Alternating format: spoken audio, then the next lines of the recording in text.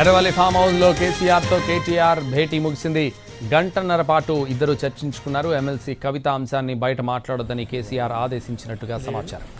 రాష్ట్ర అవతరణ దినోత్సవం సందర్భంగా జూన్ 2వ తేదీన నిర్వహించబోయే కార్యక్రమాలపై ఇద్దరు చర్చించినట్టు తెలుస్తోంది. కాళేశ్వరం నోటీసుల గురించి కూడా కేటీఆర్ డిస్కషన్ జరిగినట్టు సమాచారం. ఇటీవల ఎమ్మెల్సీ కవిత అంతర్గతంగా రాసిన లేఖ లీక్ అవ్వడం, ఆ తర్వాత ఆమె మీడియాతో మాట్లాడడం, కేసీఆర్ దేవుడు కానీ ఆయన చుట్టూ దయ్యాలున్నాయని ఆమె వ్యాఖ్యానించడం రాజకీయంగా తీవ్ర చర్చనీయాంశమైంది. ఈ నేపథ్యంలోనే కేటీఆర్ భేటీ అయ్యారు.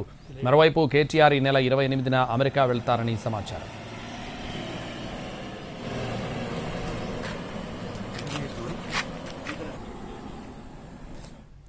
ఎర్రవల్లి ఫామ్ హౌస్లో కేసీఆర్తో కేటీఆర్ భేటీ ముగిసింది. గంటన్నర పాటు ఇద్దరు చర్చించుకున్నారు. ఎమ్మెల్సీ కవిత అంశాన్ని బయట మాట్లాడొద్దని కేసీఆర్ ఆదేశించినట్టుగా సమాచారం. రాష్ట్ర అవతరణ దినోత్సవం సందర్భంగా జూన్ 2వ తేదీన నిర్వహించబోయే కార్యక్రమాలపై కూడా ఇద్దరు చర్చించినట్టు తెలుస్తోంది. ఇదే విషయానికి సంబంధించి మరింత సమాచారం మా ప్రతినిధి శ్రీను ఫోన్ లైన్లో అందిస్తారు. శ్రీను.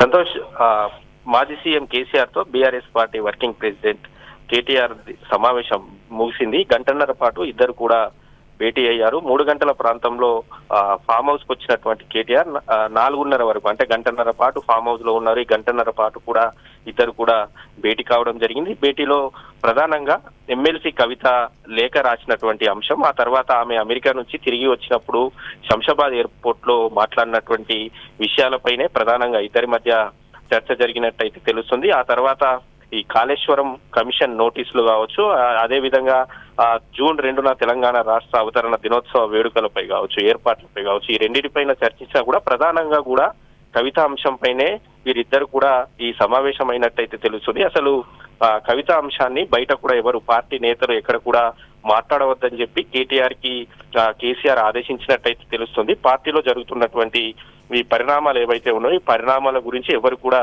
ఎక్కడ కూడా మాట్లాడవద్దు, మీడియా ముఖంగా కావచ్చు, అదేవిధంగా చిట్చాట్ లో కూడా ఇక్కడ కూడా కవిత అంశాన్ని ప్రస్తావించొద్దన్న విషయాన్ని కేసీఆర్ మాత్రం క్లియర్ గా కేటీఆర్ కు చెప్పినట్టయితే తెలుస్తుంది.